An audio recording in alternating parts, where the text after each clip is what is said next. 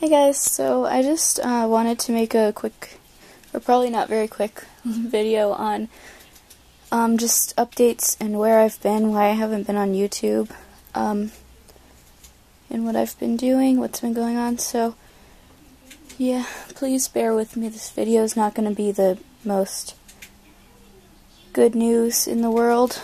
So I want to start off by saying I'm not sure how often I'm going to be on YouTube still. I'm not going to make any promises that like, oh, I'm back on YouTube for good and stuff like that, because I don't know what I'm going to end up deciding to do. But the past couple months a lot has gone on and a lot has happened with the pets. So to start off, one of my last videos that I posted was introducing Teacup, the Syrian hamster, and so Teacup is actually not with us anymore. She passed away about a month after I got her. She was really young. I got her from PetSmart, and I've never gotten a pet from that PetSmart before, so I don't know if it had something to do with genetics. She was perfectly fine up until the moment I found her. She passed away in her sleep. She was a very energetic and playful hamster. I had just moved her into a 40-gallon breeder tank and she was loving it. There was no signs of illness or anything. It just happened. And I'm not going to try and explain it to anyone or myself. So that was really a sad thing. The next thing that I want to talk about is Dexter, who was my other hamster. He was my dwarf, who I've had since January of last year.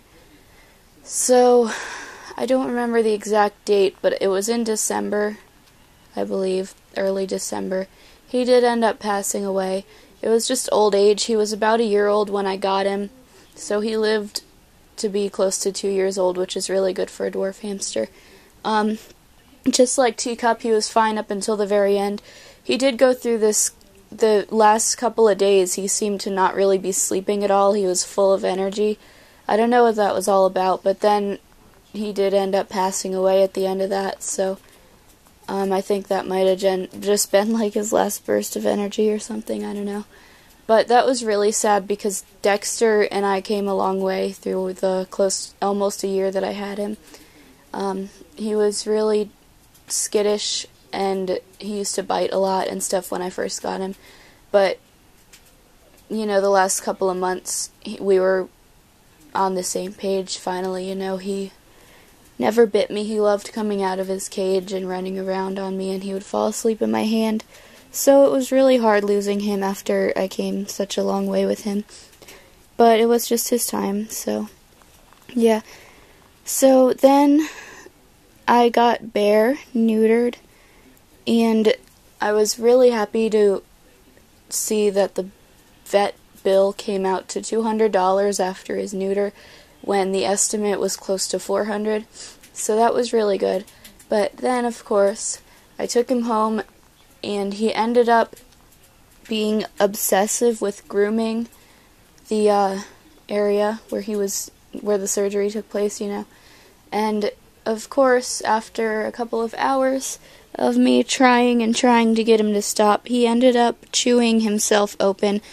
I had to make a makeshift cone to put around his head out of a paper plate, and then I took him to the vet the next day, and they cleaned him up, and they said it wasn't too bad. They didn't need to sew it back up again or anything. Just they gave me a better cone, keep the cone on him, and heal it up. So he had a cone on his head, and that cost came to about $100. He was also put on antibiotics, which was about $30.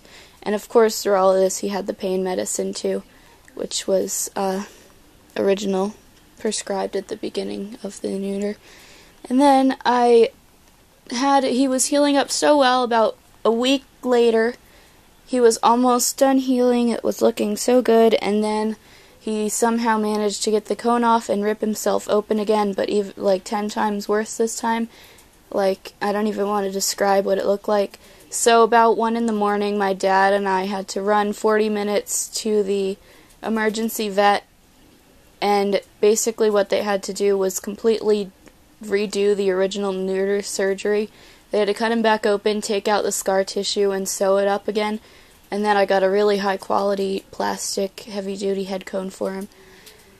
And that came to over $400. So total I spent close to $1,000 for this neuter, which I wasn't happy about, and I most of all was not happy about how much trouble we were giving Bear, but there was nothing we could do about it.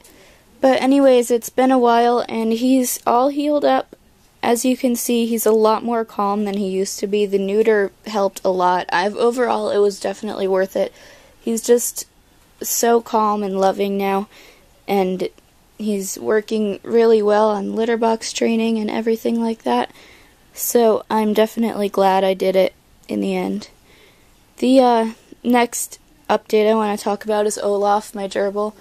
So I got him in April of 2014, yeah. Okay, April 2014 from PetSmart, and he had been there for months. I'd seen him, and he was living alone, and one day I just decided I have to take this gerbil home. So, as you saw in one of my last videos, I had paired him up with Simon after Alvin passed away, and they were doing well for a couple months until one day they got in a huge fight. Basically, I had to separate them. I had Olaf alone in the 40-gallon breeder tank, and Simon alone in the 29-gallon tank. And, so yeah, they were doing fine on their own and everything. And very happy gerbils still, nothing wrong. They weren't seeming to be lonely. Olaf always lived alone anyways, so I wasn't surprised. About 2 weeks ago, probably not that long ago, about a week and a half maybe, Olaf did end up passing away. I don't want to go into detail on it. I just wanted to say that he did pass away, and it was very sad, very tragic, and like I said, I'm not going into detail on it. But since then, it's been weird only having one rodent in my room and Bear. Simon is the oldest of my animals, except for, his brothers who are both passed away. I've had Simon for the longest. He's about at least 3 years old now. And he's still doing very well. I'll let you see him over there. He's in that tank under my bed. It's a 29-gallon tank. In fact, I'll walk over there so you can see better. Hi, Simon. Sorry for the reflection, the sunlight. So anyways, those are the updates I have for now. The final small update is that I did move Bear. He was in the bunny abode condo. He's now free range in my room. So I didn't need that big, huge condo taking up space anymore. So he now has a crate that I put him in at night and when I'm at work. So he likes it. He sleeps in there during the day on his own sometimes. He doesn't mind it at all. And when I put him in, all he does is flop out and sleep or chew on some hay. So yeah, that's all of my updates. I will try and work on a room tour. Like I said, I don't have any promises that I'll be back on YouTube, but I'm trying my hardest. So please bear with me, and hopefully we will see you again soon. Bye.